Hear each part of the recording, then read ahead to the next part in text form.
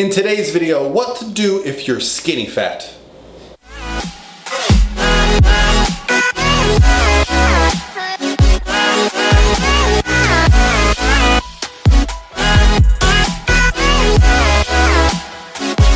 All by myself.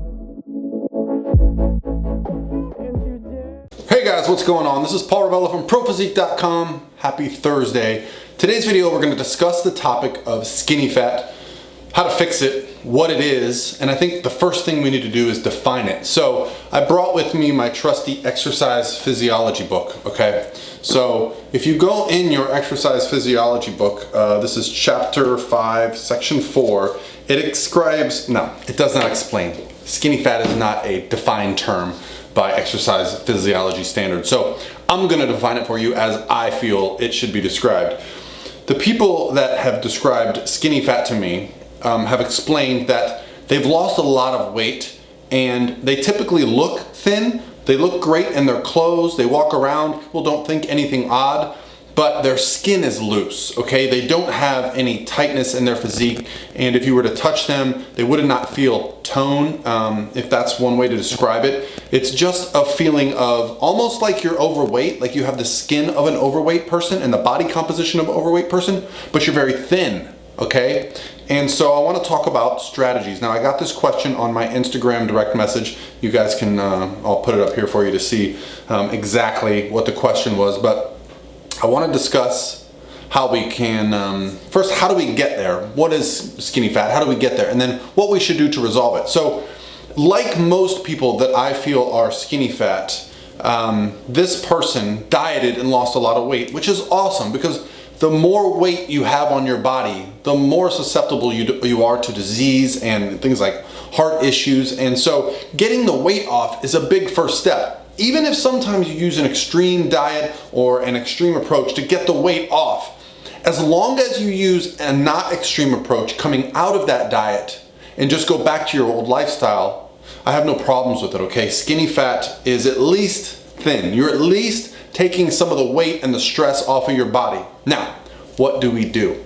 Well, I find that most people that are skinny fat have done some extreme low calorie dieting, 500 to 1,000 calories a day, tons of cardio, super hyper cardio active, an hour, 2 hours, 3 hours a day. Kind of something like you would see on like the extreme weight makeover shows where they're just like doing unrealistic things that are not sustainable for the rest of your life. However, you've reached that place. You've got to the place where, okay, you at least look the part. You've gotten the weight off. So how should you approach it?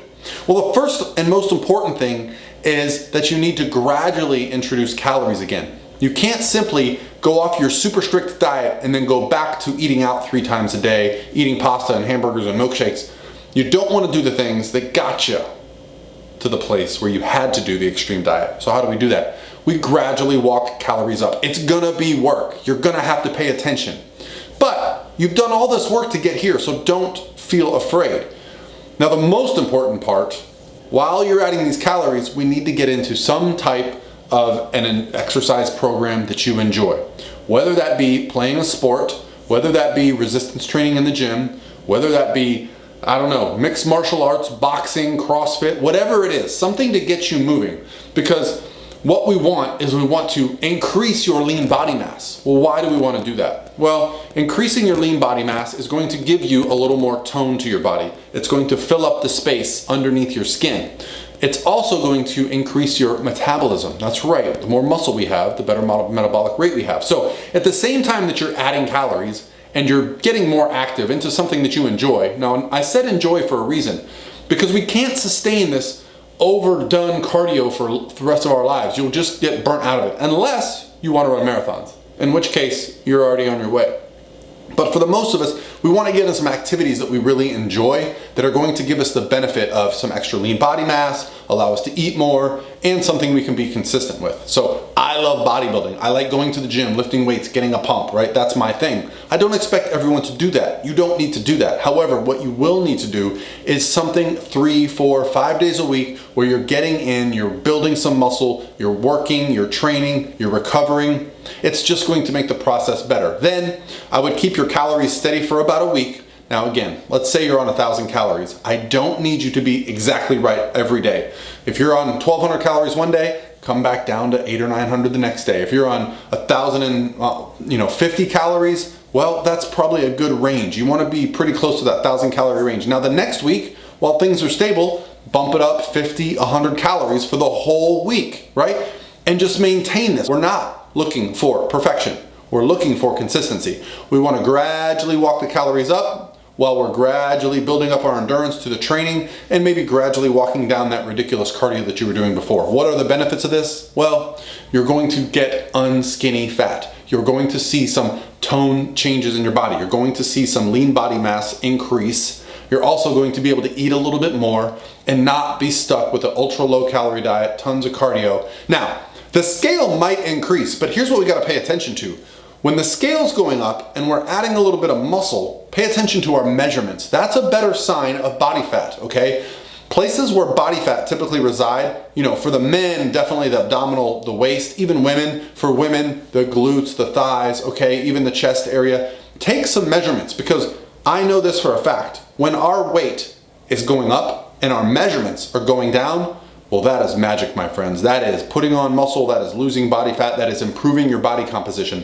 Don't get married to a number on the scale. Don't let that number depress you. Don't say, well, I used to be 130, now I'm 133 and things are all going wrong. No, that 133 might be better hydration of the muscles, better lean body mass, right? So pay attention to things like your measurements. Pay attention to things like how your clothes are fitting. That can be a great indicator. If you had a pair of pants that used to be tight and they're loose, that, my friends, is body fat, okay? The waist doesn't have muscles around it, okay? You're talking about body fat here when you notice changes in how your pants are fitting. These are great signs. Take a compliment. When someone says to you, hey, you look a little better. Your face is changing. You might have a vein in your arm, right? Take those compliments, take a deep breath and go, man, there is something good going on here. Don't get married to the number on the scale.